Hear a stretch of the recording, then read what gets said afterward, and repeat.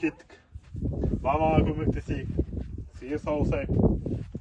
Ауланы жинап, малға жем берейік, жем-шөбін берейік. Жинап, астын таза ұстау керек. Шөбін салып, бару керек.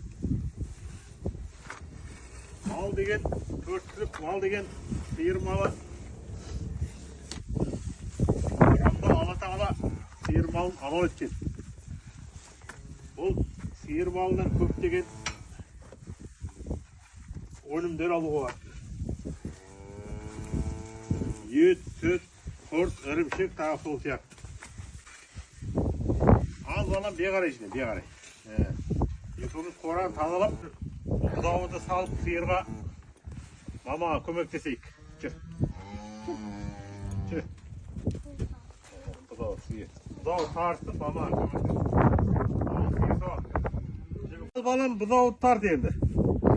Оп! Анжай екен, байлай.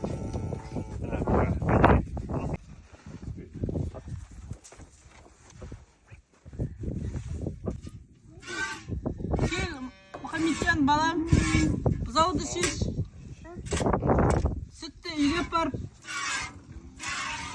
сүттен сепаратор тартып, қаймағымызды алайық. Сүттен қандай өнімдер шығатын, соны дайындап жасайық балам.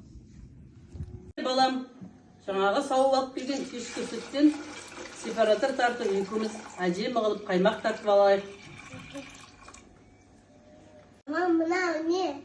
Балам, бұл жиналған қаймақтан жасалынған май, сар май, қазақтың ұлттық тағамы.